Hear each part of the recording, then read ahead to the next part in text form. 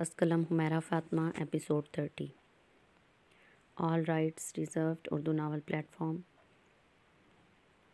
اشال ڈونٹ مقابل کے لہجے میں تنبیہ دی، جیسے یہ انداز اس کے برداشت سے باہر ہے۔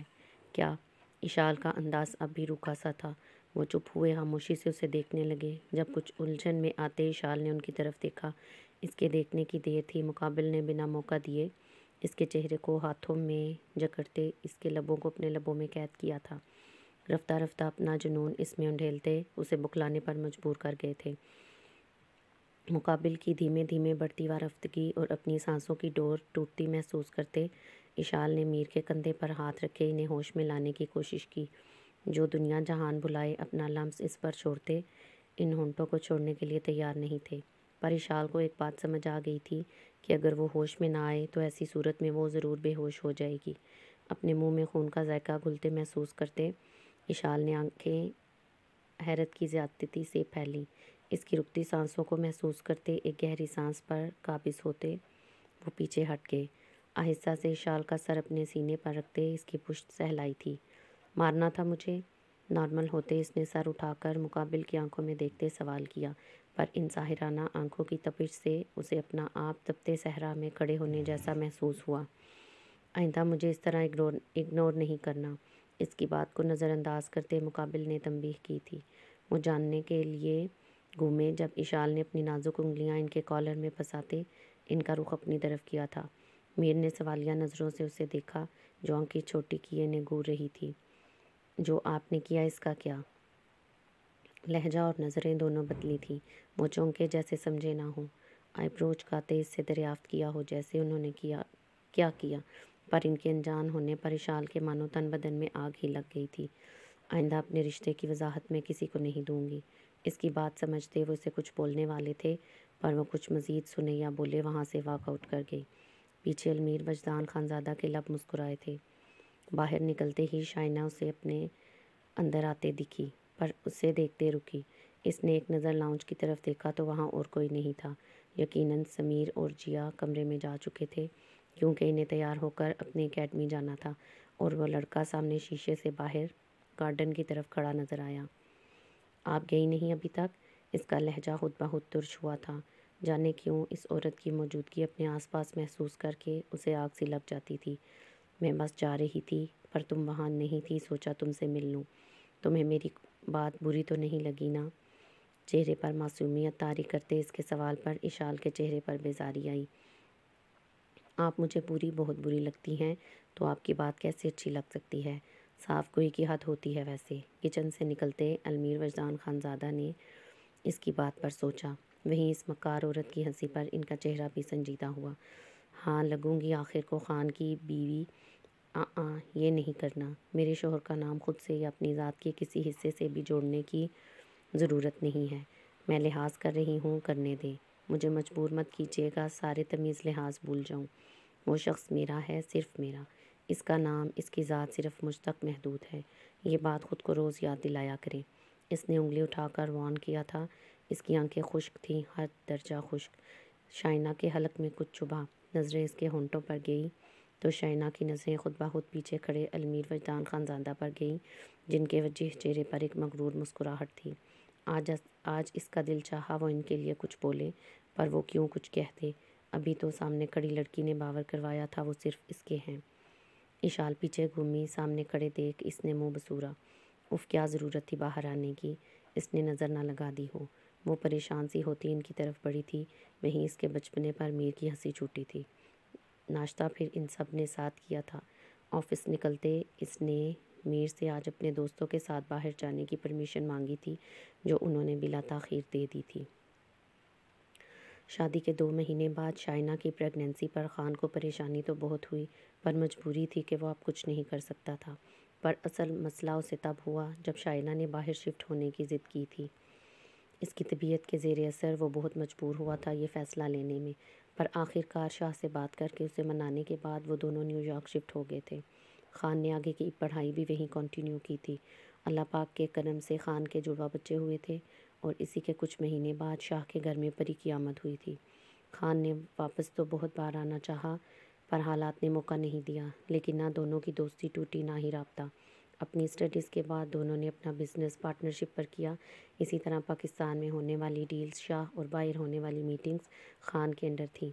گزرتے وقت کے ساتھ بہت سے ایسے حادثے ہوئے جن سے کسی کی تو پوری زندگی اجڑ گئی اور کوئی اپنی زندگی میں من مست رہا، پر ان حادثوں کا آنے والی زندگی میں گہرا اثر تھا جن رازوں سے وقت رہتے پردہ اٹھنا تھا۔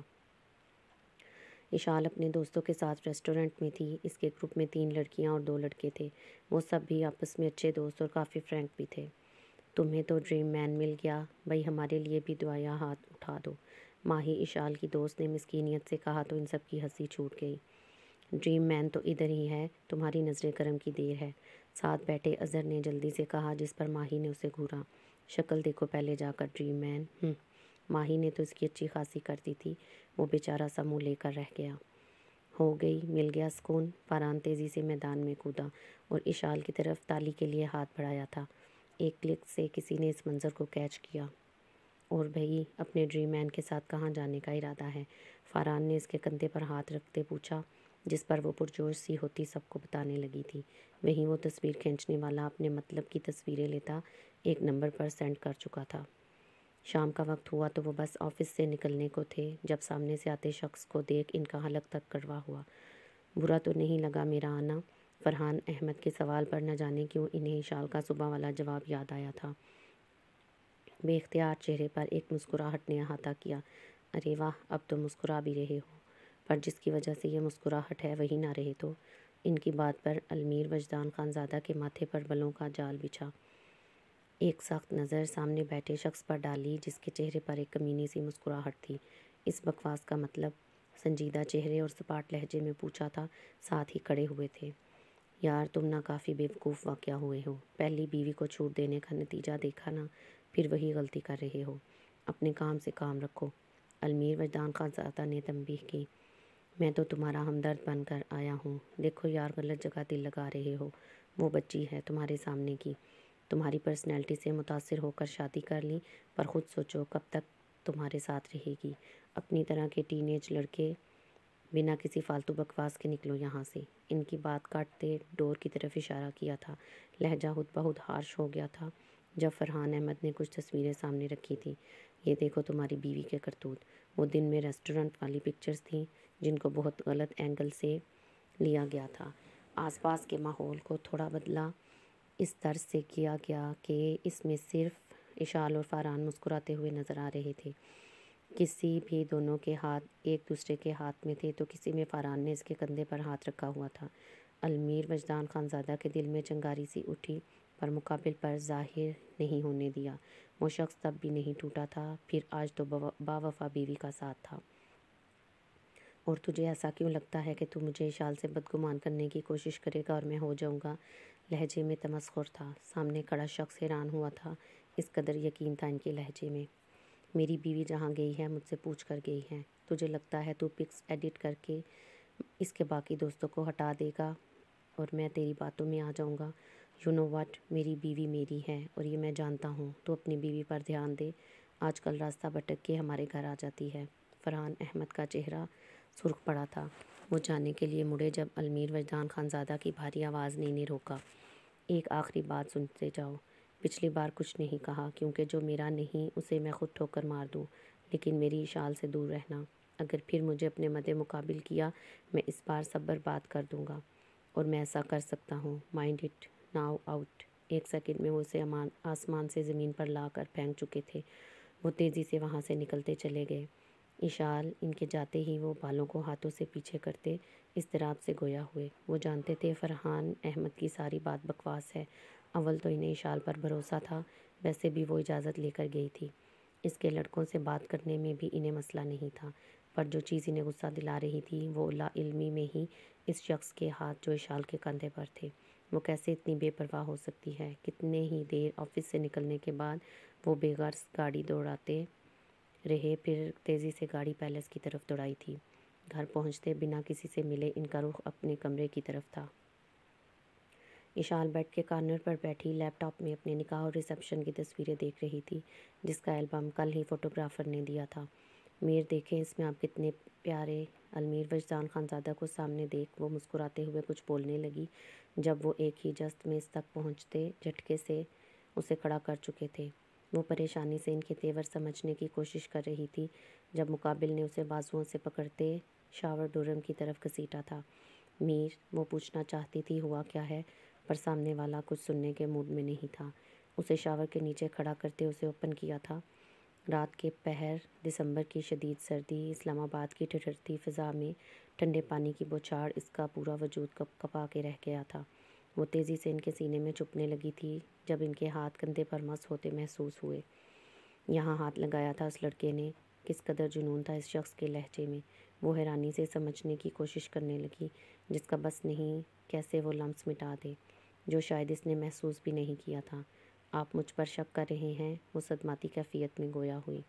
میں شک نہیں کر رہا ڈیم اٹ، پر how dare he touches you. اسے دیوار سے پن کرتے غصے کی شدت سے چیخے تھے۔ اشال نے آنکھیں میچیں، پانی اب بھی ان دونوں کو بھگو رہا تھا۔ کیا فرق پڑتا ہے، آپ تو مجھ سے پیار نہیں کرتے نا؟ وہ شکوہ کناں ہوئی۔ نہیں کرتا، پر پیار کرتا ہوں یا نہیں کرتا دیٹس ناٹ دا میٹر۔ تم میری ہو یہ میٹر کرتا ہے۔ اس کی طرف جھکتے، اس کی آنکھوں میں جھانکتے کالی گہری آنکھوں میں اور لہجے میں الگ سا جنون دکھا۔ اشال کو اس کی زبان گنگ سی ہوئی۔ محبت نہیں تھی تب اس قدر شدت تھی، پاگل پن تھا۔ محبت ہوئی تو کیا عالم ہوگا، وہ صرف سوچ ہی سکی۔ تمہیں کوئی نہیں چھو سکتا سوائے میرے، تم پر، تمہارے وجود پر، یہاں تک کہ تمہاری روح پر بھی میرا حق ہے۔ جو میرا ہے نا وہ صرف میرا ہی ہے۔ میں بے دھیانی میں بھی کسی کی نظر اس پر برداشت نہیں کروں گا۔ تم جانتی نہیں میں کس قدر پاگل ہوں، اسی لیے کہا تھا دور رہو مجھ سے۔ اب میری بنی ہو تو میرا بن کے رہنا ہوگا۔ میں چاہتا نہ تو اس عورت کو معاف کر کے اپنے بچوں کے لیے کمپرومائز کر لیتا۔ میں نے ساری زندگی سفر کیا پر اسے ایک موقع نہیں دیا، کیونکہ میں خود سے جڑی ذات خود تک محدود رکھتا ہوں۔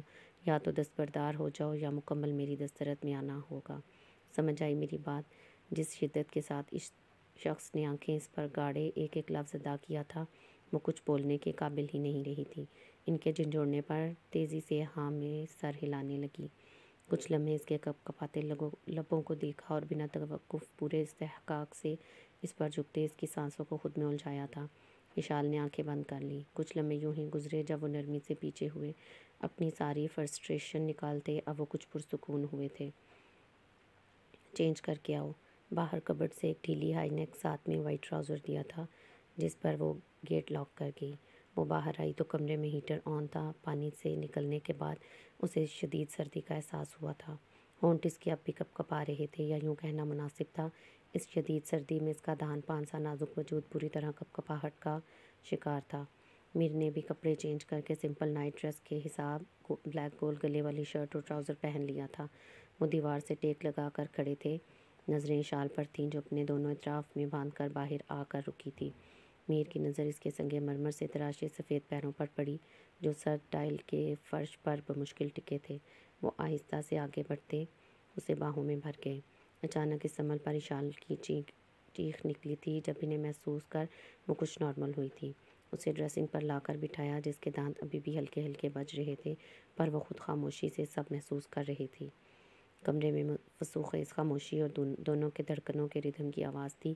انہوں نے نرمی سے اس کے گولڈن بالوں کو آہستہ آہستہ پکڑے ہیئر ڈرائر سے ڈرائی کیا تھا۔ سامنے خاموش بیٹھی وہ لڑکی میر کو پیاری سی ڈال ہی لگی تھی۔ اپنی سوچ پر وہ خود ہی مسکرائے تھے جبکہ اشال یکٹک انہیں دیکھ رہی تھی، یا شاید خود کو یقین دلا رہی اس شخص کے اپنے پاس ہونے کا، اس کے جنون کا۔ بال ڈرائی کرنے کے بعد اس کے چہرے کو ہاتھوں کے پیالے میں بھرتے اس سے ماتھے کو اپنے لمس سے معتبر کیا تھا جس پر اشال کے لبوں کی تراش پھیلی۔ ایک بار پھر اسے ڈریسنگ سے اٹھاتے وہ بیڈ کی طرف بڑھے تھے، اچھے سے اس پر کمبل سیٹ کرتے اسے ساتھ ہی لیٹے تھے۔ اشال کا سر میر کے سینے پر تھا اور ہاتھ ان کے دل کے مقام پر دھرا تھا۔ آپ کا جنون اس قدر قیامت خیز ہے، جب عشق ہوگا تو مجھے کیسے پتہ چلے گا؟ اتنے عرصے میں پہلی بار اس نے کچھ کہا تھا۔ جب عشق ہوا اپنا دل تم پر کھول دوں گا، وہ سب جو تم جاننا چاہتی ہو میرے بارے میں، جو درد تم سمیٹنا چاہتی ہو وہ تم پر عیاں کر دوں گا تاکہ تم اس بکھرے شخص کو سمیٹ لو۔ اس کے بالوں پر ہاتھ پھیرتے نرمی سے جواب دیا تھا، اور جس دن ایسا ہوا میں اپنا آپ پر وار دوں گی۔ اس کی بات کی گہرائی سمجھتے ان کے دل میں سرشاری سی آئی تھی۔ آہستہ سے جھکتے اسے بالوں کو لبوں سے چھوا تھا بیڈ پر موجود دونوں نفوس کے چہرے پر ایک مطمئن مسکراہٹ تھی۔ جاری ہے، چھوٹی نہیں ہے، اس بات کا مجھے علم ہے، تو کوئی چھوٹی اپی نہ کہے۔ جی تو آج کی اپی کا خاص سین، سب سے پیارا سین۔ اپنی رائے ضرور دیجیے گا، آپ کے 2 لفظ بھی میرے لیے خاص ہیں۔ ایک اور بات، اب ماضی کے سینز دوبارہ سے آئیں گے جو میں نے بیچ میں سٹاپ کر دیے تھے، کیونکہ ماضی کے واقعات پتہ ہوں گے تو حال کی کچھ مسٹریز سالو ہو جائیں گی، لیکن ماضی کے ساتھ ہی شال اور میر کے سینز کنٹینیو ہوں گے تاکہ آپ لوگ کسی صورت بور نہ ہوں۔ ماضی کا لاسٹ سین وہ تھا جب شاہ اور خان کا ولیمہ ہوا اور شاہ کو فون آیا تھا۔ بتانے کا مقصد ہے آپ کو یاد ہو، اور یاد نہیں تو بھی ریوائنڈ کر لیں تاکہ جب کہانی وہاں سے بھی کنٹینیو ہو تو آپ کنفیوز نہ ہوں۔ آج کی ایپی میں میر اور اشال کی کوئی خاص بات۔ Thanks for watching video, please must subscribe our channel, must like and comment.